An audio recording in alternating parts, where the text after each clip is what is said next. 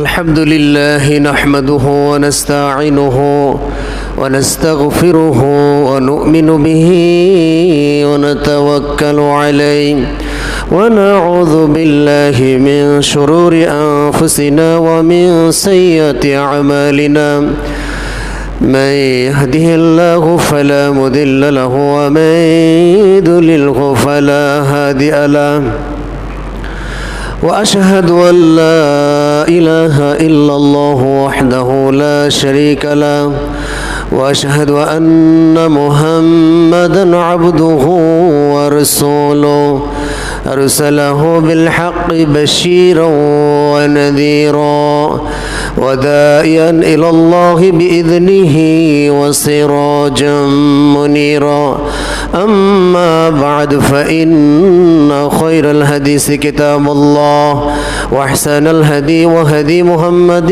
صلى الله عليه وسلم وشر الأمور محدثاتها وكل محدثة بدعة وكل بدعة ضلالة وكل ضلالة في النار. أعوذ بالله من الشيطان الرجيم. بسم الله الرحمن الرحيم. الله لا إله إلا هو الحي القيوم لا تأخذه سنة ولا نوم له ما في السماوات وما في الأرض من ذا الذي يشفع عنده إلا بإذنه يعلم ما بين أيديهم وما خلفهم ولا يؤوده حفظهما وهو العلي العظيم. وعن أبي أمامة رضي الله عنه قال قال رسول الله صلى الله عليه وسلم من قرأ آيات الكرسي دور كل صلاة مكتوبة لم يمنعه من دخول الجنة إلا الموت. رواه النسائي. আলহামদুলিল্লাহ, যাবতীয় প্রশংসা, সমস্ত তারিফ মহাপরাক্রমশালী, আসমান এবং জমিনের একছত্র অধিপতি, গোটা বিশ্বের রব, তিনি যত বড় তার প্রশংসাও তত বড়। আমরা অন্তরের অন্তঃস্থল থেকে আল্লাহ সুবহানাহু ওয়া তাআলার শুকরিয়া আদায় করি, বলি আলহামদুলিল্লাহ। দরুদ ও সালাম বর্ষিত হোক বিশ্ব মানবতার মুক্তির দূত, যিনি পৃথিবীর বুকে এসেছিলেন সুসংবাদদাতা এবং সতর্ককারী হিসেবে, যাকে জীবনের চেয়েও বেশি ভালোবাসতে না পারলে এবং যার পরিপূর্ণ অনুসরণ অনুকরণ না করলে এই উম্মতের কিয়ামতের দিন সুপারিশের কাজে ব্যর্থ হবে, সেই সুপারিশকারী নবী প্রতিবর্ষিত হোক অগণিত দরুদ ও সালাম। আমরা সংক্ষিপ্তভাবে বলি সাল্লাল্লাহু আলাইহি ওয়াসাল্লাম। সম্মানিত উপস্থিতি, আপনাদের সম্মুখে কোরআনুল কারীম সূরা বাকারার 255 নম্বর আয়াত, সেই সাথে নাসাইর একটি হাদিসটি বুলুগুল মারামের 326 উল্লেখ করেছি। এর উপর ভিত্তি করে সংক্ষিপ্ত সময়ে কিছু কথা বলার চেষ্টা করব।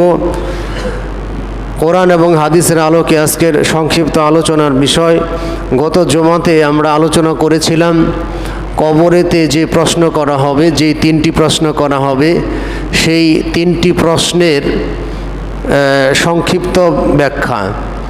তো আমরা এর আগেও বলেছিলাম যে 3 মাসের পড়া কোনো ব্যক্তি একদিনে সম্পন্ন করতে পারে না। একজন মানুষের জীবন শুরু থেকে মৃত্যু আগ পর্যন্ত এই টোটাল জীবনটা একটা সময়। তো এই সময়টা যদি আল্লাহ সুবহানাহু ওয়া তাআলার দেওয়া প্রশ্নের আকারে, আল্লাহর দেওয়া যে প্রশ্ন তিনি কবর করবেন, সেই প্রশ্নের জবাব এর আলোকে যদি সে জীবনযাপন করতে না পারে, তাহলে শুধুমাত্র সে যদি ধারণা করে এই 3টি প্রশ্ন তো আমরা জানলাম, কবরে গিয়ে মুখস্থ করে নেব আর সরাসরি বলে দেব, এটা হাস্যকর বিষয়।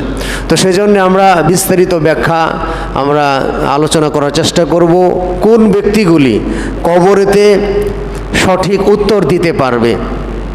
সঠিক উত্তর যারা দিতে পারবে, কিসের ভিত্তিতে দিতে পারবে এবং তারা যে জবাব দিবে, কি কারণে জবাব দিতে পারবে, সেটার ব্যাখ্যা নিয়ে আমরা আলোচনা করার চেষ্টা করব ইনশাআল্লাহ। সম্মানিত উপস্থিতি, কবরের প্রথম প্রশ্ন হবে মান রব্বুকা, তোমার রব কে? তো এই রবের জবাবে রব্বি আল্লাহ, এই রব্বি আল্লাহ, আমার রব হচ্ছেন আল্লাহ, এই প্রশ্নের জবাব কে দিতে পারবে? যারা নাকি রবের পরিচয় জানে, যারা রবের ঠিকানা জানে, পরিচয় জানে এবং তার পরিচয় অনুযায়ী নিজের জীবনকে পরিচালিত করেছে, তারাই মাত্র কবরে বলতে পারবে রব্বি আল্লাহ, আমার রব আল্লাহ। আর যারা রবের দেখানো দিক নির্দেশনা, রবের দেওয়া নিয়ম নীতি অপেক্ষা করে, যারা রবের নিয়ম নীতির বাহিরে জীবনযাপন করবে, তারা কবরের প্রশ্নের জবাবে তারা বলবে হা হা লা আদ্রি, হায় আফসুস, আমি তো কিছুই জানি না, আমি তো কিছুই জানি না। তাহলে রবের প্রশ্নের জবাবে রব্বি আল্লাহ কারা বলতে পারবে? যারা এর পরিচয় জানে। আসুন আমরা আমাদের রবের পরিচয় জেনে নেই সরাসরি কোরআন এবং হাদিস থেকে। আল্লাহ সুবহানাহু ওয়া তাআলার পরিচয় সংক্ষিপ্ত ভাবে আছে সূরা ইখলাসের ভিতরে, আরও বিভিন্ন আয়াতে আল্লাহ সুবহানাহু ওয়া তাআলার পরিচয় আল্লাহ তুলে ধরেছেন। এরপরে সূরা হাশরের 23-24 নম্বর আয়াতেও মহান আল্লাহর কিছু পরিচয় আছে। তো আমরা পর্যায়ক্রমে একটা একটা করে আলোচনা করার চেষ্টা করি। সূরা ইখলাসের ভিতরে মহান আল্লাহর পরিচয়, আল্লাহ সুবহানাহু ওয়া তাআলা আমাদের রাসূলকে বলেছেন কুল হুয়াল্লাহু আহাদ, নবী আপনি বলুন, মানুষদেরকে জানিয়ে দিন তিনি আল্লাহ, তিনি হচ্ছেন এক। তিনি কয়জন? একজন, তিনি হচ্ছেন আল্লাহ। আল্লাহুস সামাদ, এবং তিনি হচ্ছেন অমুখাপেক্ষী। Allah never does not any one or any things, Allah সুবহানাহু ওয়া তাআলা কখনোই কোনো ব্যক্তি বস্তুর উপর ডিপেন্ড করে না, বরং আমরা প্রত্যেকটা সৃষ্টি মহান রবের কাছে আমরা নির্ভর করি। আমাদের অভাব, আমাদের চাহিদা সব কিছু যিনি পূরণ করেন তিনি হচ্ছেন আল্লাহ। তো আল্লাহ এমন এক সত্তা যিনি অমুখাপেক্ষী, কারোর উপর তার নির্ভর করার প্রয়োজন পড়ে না, তিনি হচ্ছেন আল্লাহ। লাম ইয়ালিদ ওয়া লাম ইউলাদ, তিনি কাউকে জন্ম দেয় নাই এবং কারো কাছ থেকে জন্ম নেয় নাই। কাউকে জন্ম তিনি দেনও নাই, কারো কাছ থেকে জন্ম নেয়ও নাই। এখন আমরা হয়তো বলতে পারি তাহলে আল্লাহ আসলো কিভাবে? যখন আমাদের মনের ভিতরে এইভাবে কোনো প্রশ্ন আসবে তখন বুঝতে হবে আমাকে শয়তান আমাকে ওয়াসওয়াসা দিচ্ছে। যখন কোনো কিছুই ছিল না তখন যিনি ছিলেন তিনি হচ্ছেন আল্লাহ। আমাদের এইভাবে বুঝতে হবে, যখন কোনো কিছু ছিল না, যখন শূন্য ছিল তখন যিনি ছিলেন তিনি হচ্ছেন আল্লাহ। এবং আবার যখন কোনো কিছু থাকবে না, কুল্লু মান আলাইহা ফান ওয়া ইয়াবকা ওয়াজহু রাব্বিকা যুল জালালি ওয়াল ইকরাম।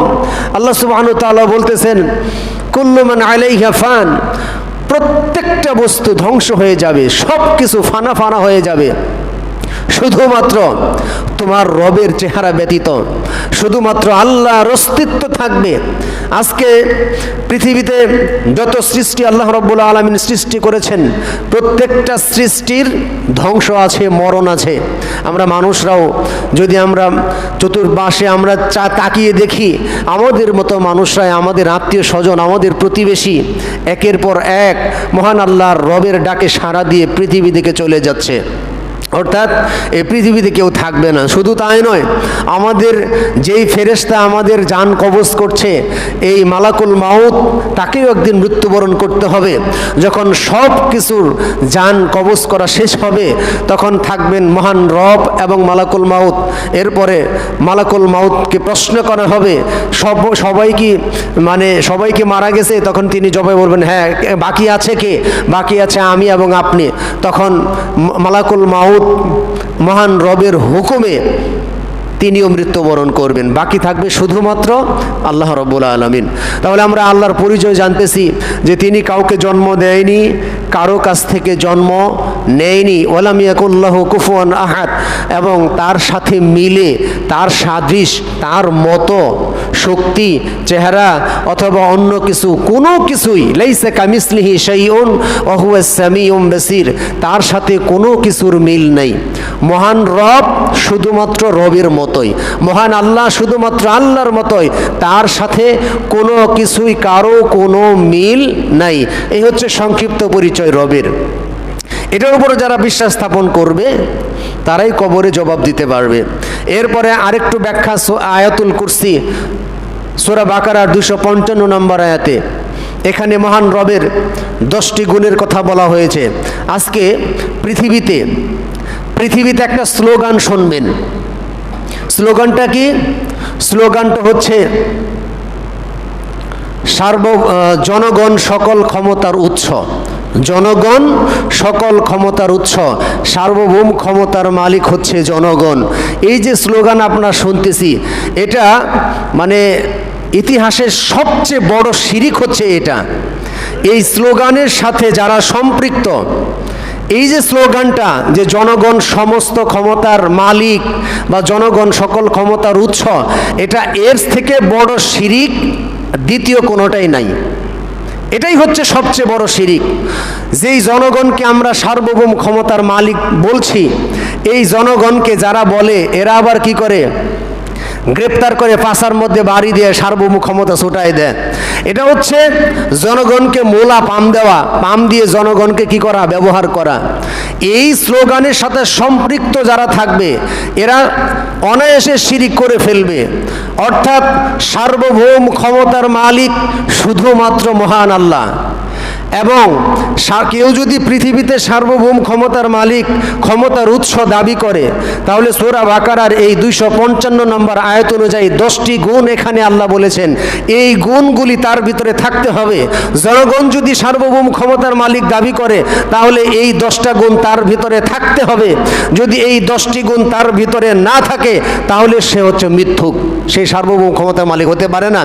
এছাড়া সূরা বাকারার আরেকটা আয়াত রয়েছে, আপনারা জানেন, আল্লাহ রাব্বুল আলামিন বলেন, আন্নাল কুওয়াতা লিল্লাহি জামিআ, আন্নাল কুওয়াতা লিল্লাহি জামিআ, সমস্ত ক্ষমতার উৎস, সমস্ত ক্ষমতার মালিক শুধুমাত্র আল্লাহ। তে আল্লাহ যে সমস্ত ক্ষমতার মালিক, এটা যেন জনগণ ভুলে যায়। এজন্য Abraham Lincoln, Karl Marx, Lenin এবং কাফেররা একটা স্লোগান তৈরি করে দিল, দেশে দেশে এই স্লোগান দিয়ে দিবে, জনগণ সমস্ত ক্ষমতার মালিক, জনগণ যেটা চাইবে সেটাই হবে, জনগণ যাদেরকে মূল্যায়ন করবে সেটাই হবে। এটা হচ্ছে সবথেকে বড় শিরিক। বেশিরভাগ মানুষ যেটা করবে ওটাকেই প্রাধান্য দিতে হবে, এটা কোরআন এবং হাদিস বহির্ভূত থিওরি। সূরা আনআমের 116 নম্বর আয়াত আপনারা জানেন, আল্লাহ সুবহানাহু ওয়া তাআলা বলেছেন, ওয়া ইন তুতি আকসারা মান ফিল আরদ ইদুল্লুকা আন সাবিলিল্লাহ। নবী, ওয়া ইন তুতি শারতিয়াত, কন্ডিশনাল সেন্টেন্স এখানে আছে। যারা আরবি গ্রামার বুঝেন তারা জানেন, এখানে শারতিয়াত কন্ডিশনাল সেন্টেন্স। ওয়া ইন, যদি, তুতি, নবী, আপনি যদি আনুগত্য করেন, আপনি যদি অনুসরণ করেন, ওয়া ইন তুতি আকসারা মান ফিল আরদ, পৃথিবীতে অবস্থানরত বেশিরভাগ মানুষের অনুকরণ নবী আপনি যদি করে থাকেন, তাহলে তারা আপনাকে আল্লাহ রাব্বুল আলামিনের সঠিক রাস্তা, সঠিক পথ থেকে তারা আপনাকে দূরে সরে দেবে। আর এই আমাদের স্লোগান কি?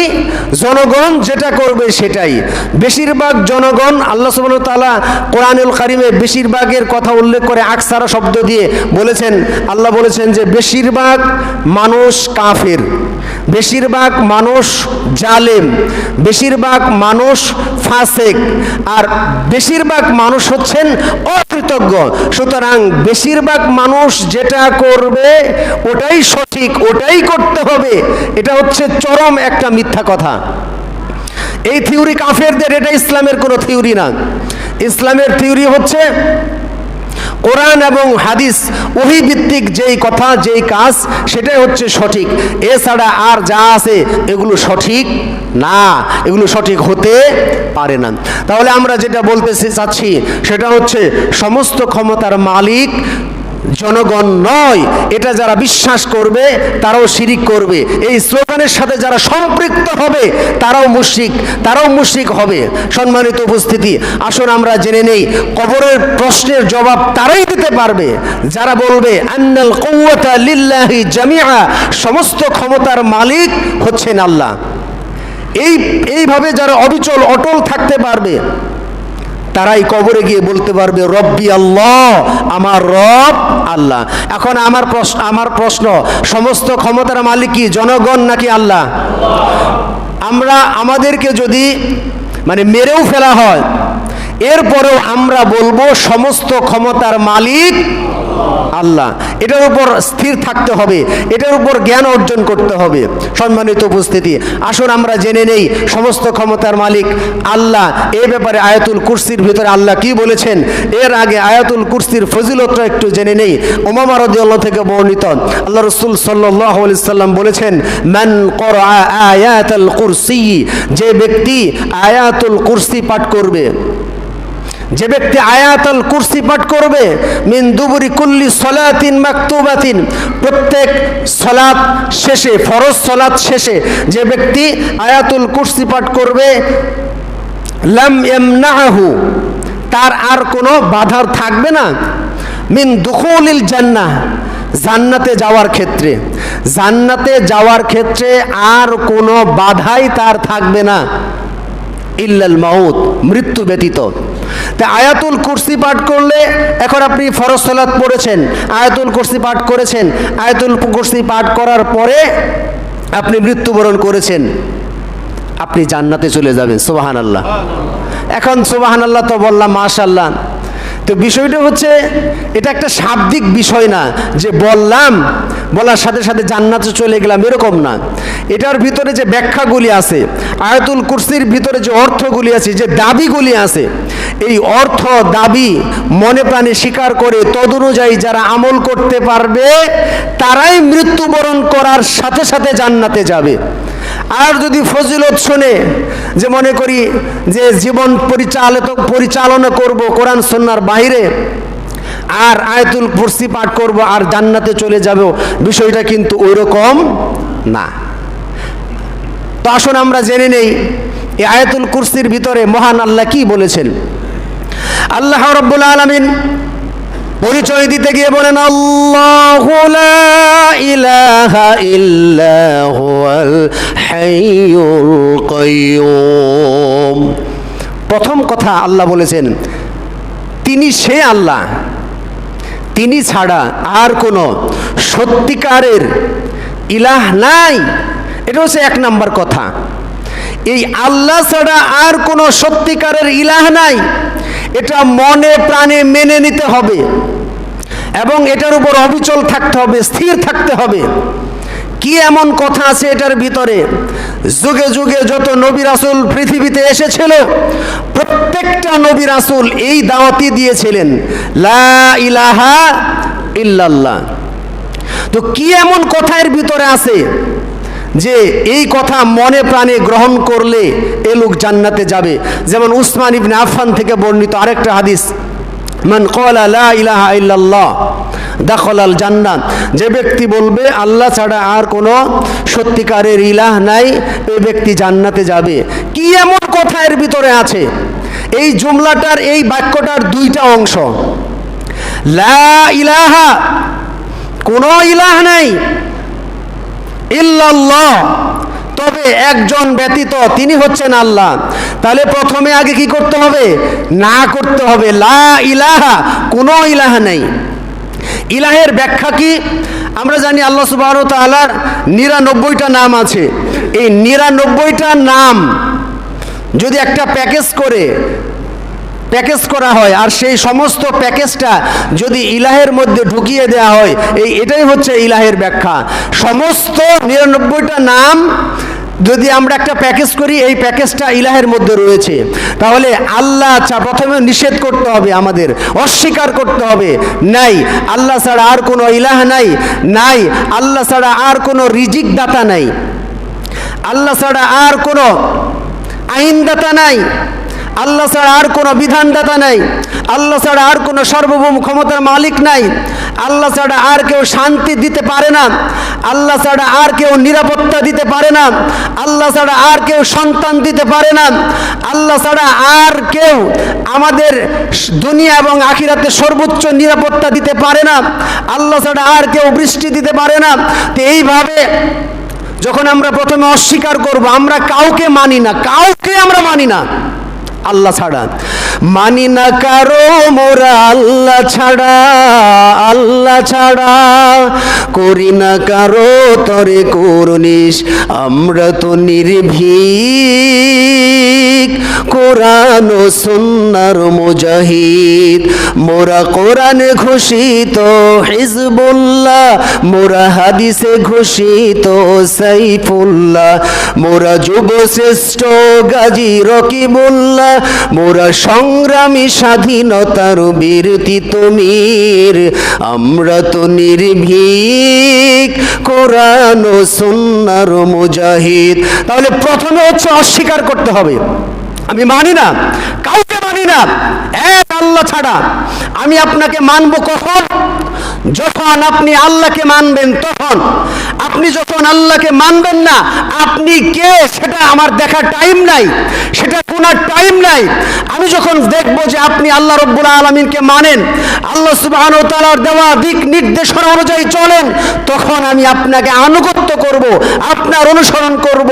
যেমন সূরা নিসার ভিতরে রয়েছে, ইয়া আইয়ুহাল্লাযীনা আমানু আতিউল্লাহা ওয়া আতিউর রাসূল ওয়া উলিল আমরি মিনকুম ফাইন তানাযাতুম ফি শাইইন ফারুদ্দুহু ইলাল্লাহি ওয়ার রাসূল। এই আয়াতে সুস্পষ্ট বলে দেওয়া হয়েছে, হে ঈমানদারগণ, আতিউল্লাহা, আল্লাহর আনুগত্য করো এবং আল্লাহ রাসূলের আনুগত্য করো। এখানে আতিউ শব্দ আল্লাহর পূর্বে, আতিউ রাসূল শব্দ, রাসূলের পূর্বে আতিউ শব্দ আছে, কিন্তু এরপরে কিন্তু আতিউ শব্দ নাই। অর্থাৎ নিঃস্বার্থভাবে অন্ধভাবে যদি কারো অনুসরণ করতে হয়, কারো মতবাদ অনুসরণ করতে হয়, সেটা হচ্ছে মহান আল্লাহ। নিঃস্বার্থভাবে শর্ত ছাড়া বিনা দ্বিধায় যদি কাউকে অনুসরণ করতে হয়, সেটা হচ্ছে মুহাম্মদুর রাসূলুল্লাহ সাল্লাল্লাহু আলাইহি সাল্লাম। এরপরে আর কাউকে বিনা দ্বিধায় নিঃসংকোচে এরপরে মানে অন্ধভাবে কারো অনুসরণ করা যাবে না। অর্থাৎ যে লোকটাকে আমাকে খেয়াল করতে হবে, এই লোকটা কি আল্লাহ এবং তার রাসূলের অনুসরণ করে কি করে না। যদি করে তখন মানতে হবে, আর যদি না করে তাহলে তার নিঃশর্তভাবে অনুসরণ করা, অনুকরণ করা যাবে না, যতক্ষণ পর্যন্ত তার ফাইসালা আল্লাহ এবং তার রাসূলের দিকে প্রত্যাবর্তন না করছে। তাহলে সম্মানিত উপস্থিতি, তাহলে আমি বলতেছিলাম যে প্রথমটা হচ্ছে লা ইলাহা ইল্লাল্লাহ। এই ব্যাখ্যা, এই কালেমাকে আমাদের মেনে নিতে হবে। এই কালেমার ভিতরে কি এমন বিষয় আছে যে পৃথিবীতে সবচেয়ে সুদর্শন, সবচেয়ে সুন্দর, সবচেয়ে নম্রভাষী, সবচেয়ে ভদ্র, সবচেয়ে সুন্দর চেহারার অধিকারী লোকটা এসে যখন লা ইলাহা ইল্লাল্লাহর দাওয়াত দিল, তখন কাফের মুশরিকরা খেপে গেল। কি এমন কথার ভিতরে লুকায়িত আছে? শুধু খেপে গেল বিষয়টা এরকম না, তারা আশ্চর্য হয়েছিল। সূরা সদের বর্ণনা, ওয়াজিবু আন জাআহুম মুযিরুম মিনহুম فقال الكافرون هذا ساحر كذاب أجعل الآلهة إلها واحد إن هذا لشيء عجاب। অর্থাৎ কি এমন কথা তিনি বলেছিলেন যে কাফের মুশরিকরা আশ্চর্য হয়েছে। ওয়াজিবু আন জাআহুম মুযিরুম মিনহুম, তারা আশ্চর্য হয়েছে যে তারা চিন্তা করতেছে, এ তো আমাদেরই ভাতিজা, এ আমারই গোত্রের সতর্ককারী হিসেবে এসেছে, এ আবার এক আল্লাহর দাওয়াত দিচ্ছে। আমরা যে পদ্ধতিতে ইবাদত করি এগুলো নাকি চলবে না, সে এক আল্লাহর দাওয়াত দিচ্ছে। এটা তো আশ্চর্য ব্যাপার।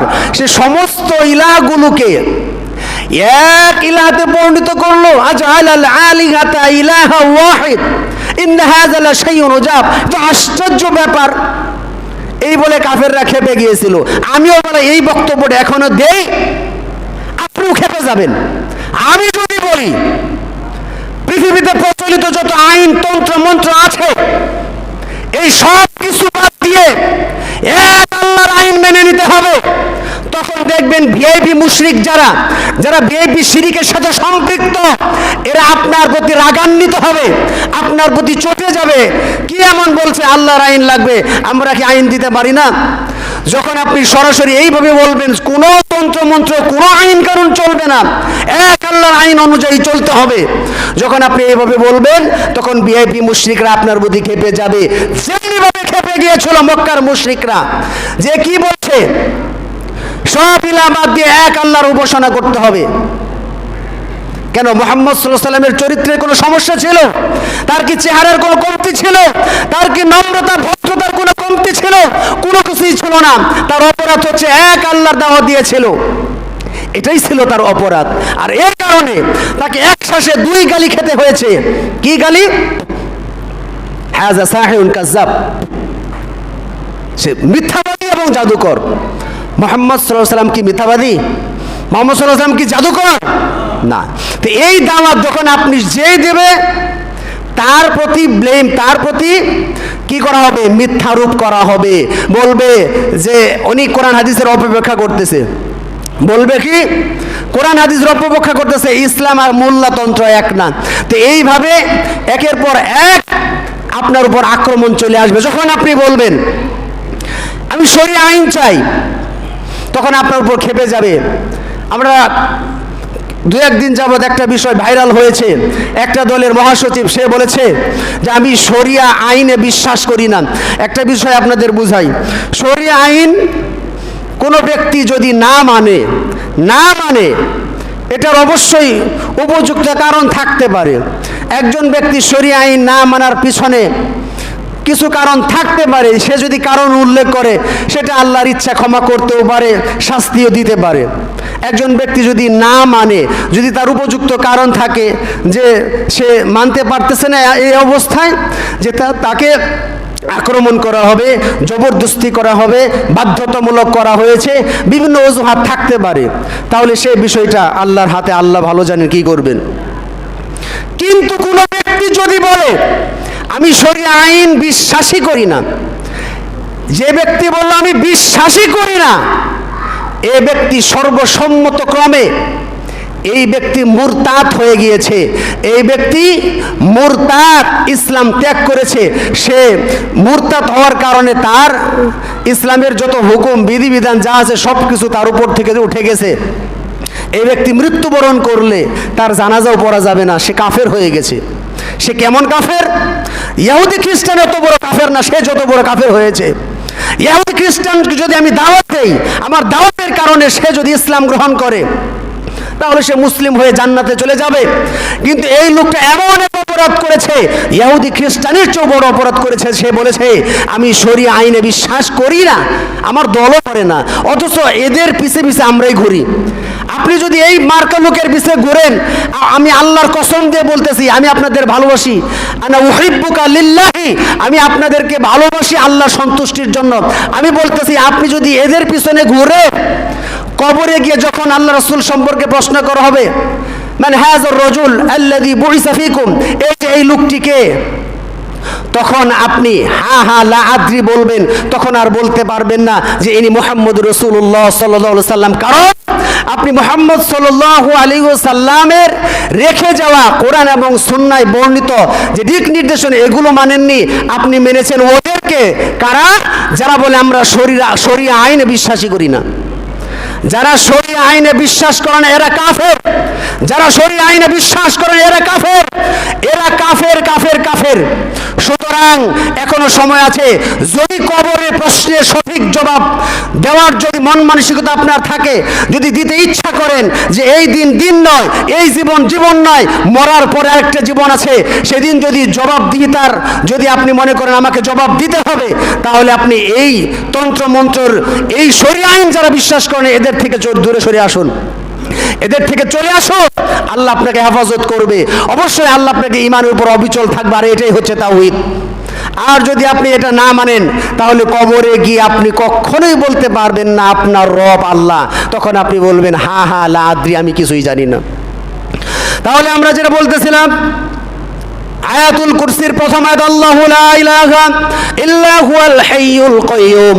আল্লাহ সুবহানাহু ওয়া তাআলা এখানে বলেছেন তিনি ছাড়া আর কোনো সত্যিকারের ইলাহ নাই, এবং তিনি হাইয়ুল কাইয়ুম। হাইয়ুল কাইয়ুম, হাইয়ুন মানে হায়াতুন মানে কি জীবন। আল্লাহ এমন চিরস্থায়ী এবং চিরঞ্জীব যে তিনি কখনো মৃত্যুবরণ করবেন না, এত স্থায়ী, শক্তিশালী। শুধু স্থায়ী নয়, তিনি শক্তিশালী। এই হচ্ছে মহান রবের গুণ। কেউ যদি সার্বভৌম ক্ষমতার মালিক দাবি করে, তাহলে তাকে সারা জীবন বেঁচে থাকতে হবে এবং তাকে স্থায়ী হতে হবে, কাইয়ুম হতে হবে। কিন্তু জনগণ স্থায়ী নয়, জনগণ হচ্ছে অস্থায়ী। সুতরাং এটা চরম একটা মিথ্যা কথা। এরপরের গুণাগুণ হচ্ছে আল্লাহ সুবহানাহু ওয়া তাআলা বলেছেন লা তাখুযুহু সিনাতু ওয়া লা নাওম, লা তাখুযুহু সিনাতু ওয়া লা নাওম। অর্থাৎ আল্লাহ সুবহানাহু ওয়া তাআলা এমন এক সত্তা, এমন এক সত্তার অধিকারী, তাকে তন্দ্রা, নিদ্রা, ঘুম, ঝিমুনি এগুলো কিছুই ধরে না।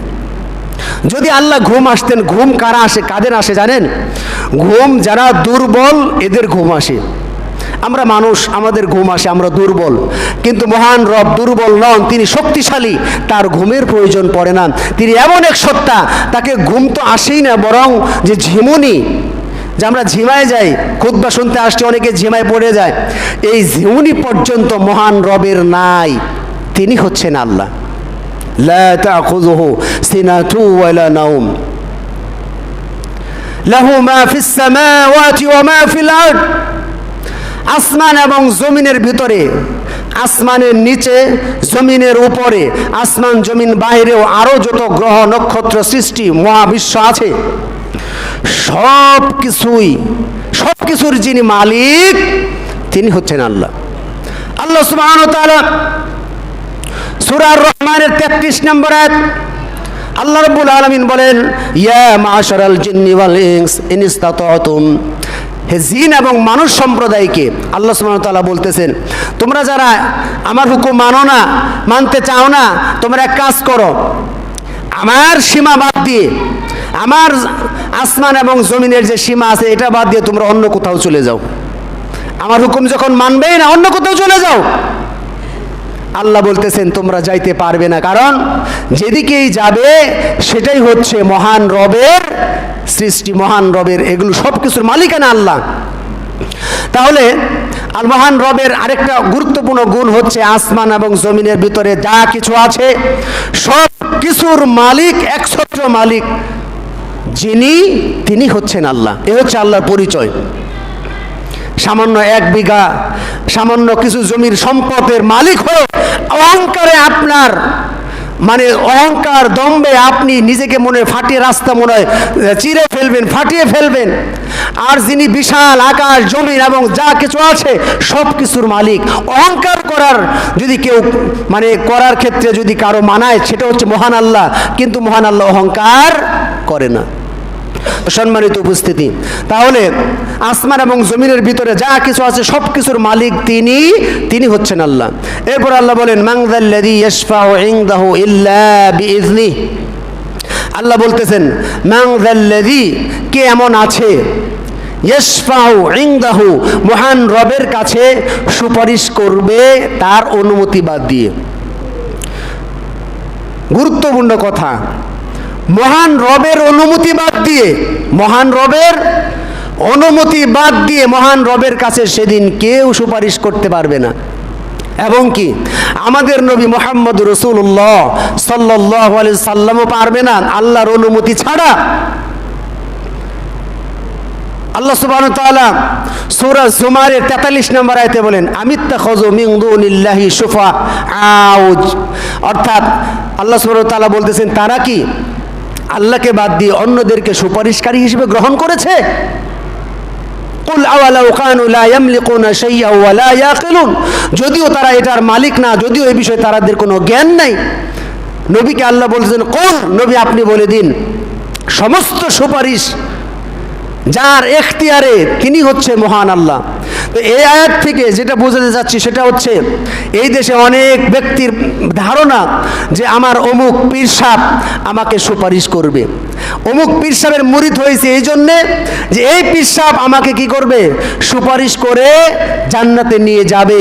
সেদিন আমাদের নবী মুহাম্মদ সাল্লাল্লাহু আলাইহি সাল্লাম পারবে না আল্লাহর অনুমতি বাদ দিয়ে কাউকে সুপারিশ করান। সুতরাং এই ভণ্ড পীর থেকে দূরে সরে কোরআন এবং হাদিসের পথে চলে আসুন। এরা আপনাদেরকে ধোঁকায় দিয়ে আপনার সম্পদ গ্রাস করছে। সম্মানিত উপস্থিতি, তাহলে সমস্ত সুপারিশ কার এখতিয়ারে? মহান রবের এখতিয়ারে। এরপর আল্লাহ সুবহানাহু ওয়া তাআলা বলেন, ইয়ালামু মা বাইনা আইদিহিম ওয়া মা খালফাহুম, তিনি এমন এক সত্তা যিনি আপনার আগে এবং আপনার পরে, যিনি আপনার আগে আপনার পরে সব কিছুই যিনি জানেন। তিনি জানেন অতীত, তিনি জানেন বর্তমান, তিনি জানেন ভবিষ্যৎ, সব কিছুই জানেন। আপনি অতীতে কি অন্যায় করেছেন সে বিষয়ে তিনি ভালো করেই জানেন। ভবিষ্যতে কোথায় পদস্খলন ঘটবে, কোথায় কি করবেন, এ ব্যাপারেও মহান রব ভালোভাবেই জানেন। তিনি হচ্ছেন আল্লাহ। সূরা হাশরের 23-24 নম্বর আয়াতে আল্লাহ এখানে বলেছেন, হুয়াল্লাহুল্লাযী লা ইলাহা ইল্লা হুয়া আলিমুল গায়বি ওয়াশ শাহাদাতি হুয়ার রহমানুর রহিম। তিনি তো সেই আল্লাহ, তিনি ছাড়া আর কোনো সত্যিকারের ইলাহ নাই, এবং তিনি দৃশ্য এবং অদৃশ্যের মালিক, এবং তিনি সবচেয়ে বেশি দয়াবান, সবচেয়ে বেশি দয়ালু। হুয়াল্লাহুল্লাযী লা ইলাহা ইল্লা হুয়াল মালিকুল কুদ্দুসুস সালামুল মুমিনুল মুহাইমিনুল আজিজুল জব্বারুল মুতাকাব্বির সুবহানাল্লাহি আম্মা ইউশরিকুন। তিনি তো সে আল্লাহ, তিনি ছাড়া আর কোনো ইলাহ নাই, এবং তিনি হচ্ছেন বাদশাহ, তিনি মালিক, তিনি হচ্ছে সবচেয়ে পবিত্র, তিনি হচ্ছে শান্তিদাতা। আমরা শান্তির খুঁজে যেই দিকে দিক বেদিক ছুটে বেড়াচ্ছি, মূলত শান্তি দিয়ে থাকেন মহান রব। আল্লাহুম্মা আনতাস সালাম, আমরা সালাত শেষে বলি আল্লাহ নিশ্চয় হে আল্লাহ আপনি হচ্ছেন, আল্লাহুম্মা আনতাস সালাম, আপনি শান্তিদাতা, ওয়া মিনকাস সালাম, আপনার কাছ থেকে শান্তি আসে। তাহলে তিনি শান্তিদাতা, মুমিনুল তিনি নিরাপত্তা দানকারী, মুহাইমিনুল তিনি সংরক্ষক, তিনি মহাপরাক্রমশালী, তিনি প্রবল, আজিজুল জব্বার, তিনি প্রবল। বা মানুষরা তার সাথে যে শিরিক করে থাকে তার থেকে তিনি মুক্ত। হুয়াল্লাহুল খালিকুল বারিউল মুসাউবিরু লাহুল আসমাউল হুসনা। আল্লাহ সুবহানাহু ওয়া তাআলা বলতেছেন তিনি হচ্ছেন সৃষ্টিকর্তা, তিনি হচ্ছেন উদ্ভাবনকারী, তিনি হচ্ছেন আকৃতি দানকারী,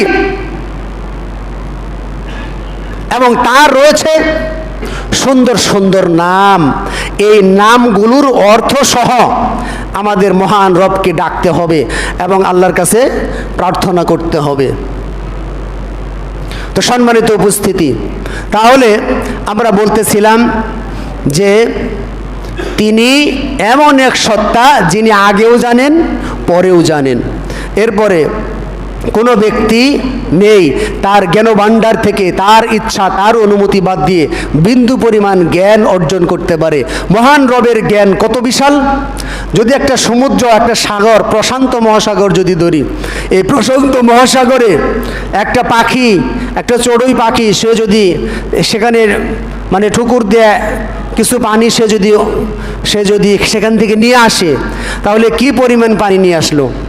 প্রশান্ত মহাসাগর থেকে যদি একটা পাখি পানি নিয়ে আসে, কি পরিমাণ পানি নিয়ে আসছে? বিন্দু পরিমাণ পানি। এই বিন্দু পরিমাণ পানি হচ্ছে পানির মতো জ্ঞান সৃষ্টি সমস্ত মানুষেরকে আল্লাহ দিয়েছেন। আর প্রশান্ত মহাসাগর পর্যন্ত জ্ঞান হচ্ছে মহান আল্লাহর। আল্লাহ কত জ্ঞানী, আমাদের ধারণার বাইরে। মহান আল্লাহ কত জ্ঞানী, সুতরাং তার ব্যাপারে সুধারণা করতে হবে। মহান আল্লাহ সব কিছু পর্যবেক্ষণ করেন, সব কিছু দেখেন। এরপরে আয়াতুল কুরসির ভিতরে আল্লাহ সুবহানাহু ওয়া তাআলা বলেছেন যে আল্লাহ সুবহানাহু ওয়া তাআলার কুরসি আসমান এবং জমিন পরিব্যাপ্ত হয়ে আছেন, এগুলো উভয় পরিচালনা করতে গিয়ে মহান আল্লাহ রব্বুল আলামিন ক্লান্ত হন না। আসমান জমিন, আমাদের এই পৃথিবী থেকে সূর্য প্রায় 13 লক্ষ গুণ বড়, এই সূর্যের থেকে বড় গ্যালাক্সি, এর থেকে বড় মহাশূন্য, এর থেকে বড় আরশ, কুরসি, কত বিশাল, এগুলো আমাদের মাথায় ধরবে না। এত মহান সৃষ্টি মহান আল্লাহ রাব্বুল আলামিন সৃষ্টি করে রেখেছেন। কুরসির ব্যাখ্যা দুইটা, একটা হচ্ছে মহান আল্লাহ যেখানে পা রাখেন, আর একটা কেউ কেউ বলেছেন কুরসি হচ্ছে আল্লাহ সুবহানাহু ওয়া তাআলার জ্ঞান, আল্লাহর মাহাত্ম্য। কুরসির অনেক বড়, কুরসিটা অনেক বড়, যারা 8 জন ফেরেশতা এটা বহন করছে। অর্থাৎ এই যে আল্লাহ সম্পর্কে আমরা যে পরিচয় পেলাম, এইভাবে মহান রবের প্রতি আমাদের বিশ্বাস স্থাপন করতে হবে। যদি আপনি এইভাবে বিশ্বাস স্থাপন করে এরপরে ফরজ সালাত আদায় করার পরে যদি আপনি মারা যান, তাহলেই মৃত্যু ছাড়া আর কোনো কিছুই আপনাকে দমিয়ে রাখতে পারবে না। আর যদি আয়াতুল কুরসি পাঠ করলেন কিন্তু আপনার রাজনৈতিক নেতা মুহাম্মদ সাল্লাল্লাহু আলাইহি সাল্লাম না, রাজনৈতিক নেতা হচ্ছে আরেকজন, আমি কষ্ট লাগে, দুঃখ লাগে। আমরা দাবি করি যে আমরা এই সমাজ কি লেখা সনপরা বড় বড়ি আহলে হাদিস মসজিদ। আহলে হাদিস মসজিদ মানে কি? এই মসজিদে যারা সালাত পড়ে, যারা এই মসজিদের সাথে সম্পৃক্ত, প্রত্যেকটা ব্যক্তি কোরআন এবং হাদিস নিঃশর্তভাবে মেনে নেয়। এখানে আমরা দাবি করি আহলে হাদিস, কিন্তু আমরা যদি একটা সামথিং ধরি, আমাদের দেশে যে দল আছে, একটা আহলে হাদিস আন্দোলন আর একটা জমিয়তে আহলে হাদিস। তো আহলে হাদিস আন্দোলনের যিনি আমির ডক্টর আসাদুল্লাহ আল গালিব স্যার, আচ্ছা উনি কি আপনাদেরকে বলছে, কোনো প্রমাণ দেখাতে পারবেন? উনি কি বলছে যে তোমরা কোরআন সুন্নাহ বাদ দিয়ে এই তন্ত্রমন্ত্র যে দলগুলি আছে এগুলোর পিছে তোমরা ছুটবা? এরকম কেউ দলিল দেখাতে পারবেন? উনি কি বলছে এরকম? তো বলে নাই। আমি তো আবার গেঞ্জির মধ্যে লেখা আমি আহলে হাদিসের কর্মী। এদিক দিয়ে আসাদুল্লাহ গালিব স্যার বলে নাই যে এই দলগুলোর পিছে ঘুরতে, আবার আমরা দেখা যাচ্ছে আমরা এদের পিছে আবার ঘুরি, আবার গেঞ্জির মধ্যে লেখা কি আহলে হাদিস আন্দোলনের কর্মী। এটা কি ধোঁকা না? এটা প্রতারণা না? আহলে হাদিস কোরআন এবং হাদিস বাদ দিয়ে অন্য কোনো দলের পিছে ছুটতে পারে না। যদি ফির পারে, মানে যদি ছুটে, তাহলে সে আহলে হাদিস হতে পারে না। এটা হচ্ছে চরম সত্য কথা। এরপরে জমিয়তে আহলে হাদিসের যিনি প্রধান ডক্টর আব্দুল্লাহ ফারুক সালাফি রহিমাহুল্লাহ, এই আব্দুল্লাহ ফারুক সালাফি কি আপনাকে বলছে যে এই যে মারামারি, হানাহানি, চাঁদাবাজি, তন্ত্র মন্ত্রের পিছে ছুটতে? কে প্রমাণ দেখাতে পারবেন? কিন্তু আমরা দেখালাম আমরা জমিয়তে আহলে হাদিসের সদস্য, কিন্তু রাজনীতিক ক্ষেত্রে আমরা কাফেরদের তৈরি করা তন্ত্র মন্ত্রের দলের সদস্য। এই যদি হয় আমাদের বাস্তবতা, কবরে গিয়ে আপনি কখনোই বলতে পারবেন না আপনার রব আল্লাহ, আপনার জীবন ব্যবস্থা ছিল ইসলাম। কখনোই বলতে পারবেন না। এত ধোঁকাবাজি বাদ দেন। আল্লাহকে ধোঁকা দিয়ে লাভ নেই। আল্লাহর সাথে কেউ ধোঁকাবাজি করতে পারে না, বরং নিজেরাই নিজেদেরকে ধোঁকা দিচ্ছেন। সুতরাং ফিরে আসেন। আমি এই কথা বলার মানে কি? আমি আপনাদের শত্রু নই, আমি আপনাদেরকে ভালোবাসি, আমি আপনাদের কোনো শত্রু নয়। আমি বলতেছি জাহান্নামের ভয়াবহতা যেন আপনাদেরকে গ্রাস না করে, আপনারা যেন মৃত্যুর পরে সুখে শান্তিতে থাকতে পারেন, আপনারা যেন জাহান্নামী না হন, সেজন্য এগুলো বলা। এগুলো না বললে আমার কি হইতো? আমার কিছুই হইতো না। এগুলো বললে আপনি মন খারাপ করতেছেন, দুনিয়াতে সাময়িক মন খারাপ করতেছেন, কিন্তু মৃত্যুর পরে আখিরাতে যেদিন দেখা হবে সেদিন বুঝবেন যে আমি এইভাবে এত অনুরোধ করার পরেও এগুলো মানেন নাই। তখন কিন্তু আফসোস করে লাভ হবে না। সাময়িকভাবে আমার বিরোধিতা করতে পারেন, কিন্তু আমি যেগুলো বলছি সেটাই সঠিক ছিল। সুতরাং ভয়াবহ জাহান্নাম থেকে ফিরে আসতে চাইলে শুধুমাত্র কোরআন এবং হাদিসের ছত্র ছায়ে আসতে হবে। অন্য কোনো তন্ত্রমন্ত্র দলের পিছে যদি আপনি ছুটেন, লিডার যদি কাফের হয়, অনুসরণ বা অনুসারীও কাফের হয়ে যাবে। ইয়াউমা নাদউ কুল্লা উনাসিম বিইমামিহিম, সেদিন কিয়ামতের দিন প্রত্যেক লিডার, প্রত্যেক দল, প্রত্যেক ইমামকে, মানে প্রত্যেক কর্মীকে তার নেতা সহকারে ডাকা হবে। নেতা কে ছিল? নেতা যদি জান্নাতি হয় আপনিও জান্নাতি হবেন, আর নেতা যদি জাহান্নামী হয় তার অনুসরণ, তার সমর্থন করার কারণে আপনাকেও জাহান্নামে যাইতে হবে। আমরা চাই আপনারা প্রত্যেকেই কোরআন এবং হাদিসের বিষয়গুলি অনুধাবন করে মহান প্রকৃত মুসলিম হওয়ার চেষ্টা করুন। আল্লাহ রাব্বুল আলামিন আমাদের সেই তৌফিক প্রত্যেককে দান করুক। আল্লাহুম্মা আমিন।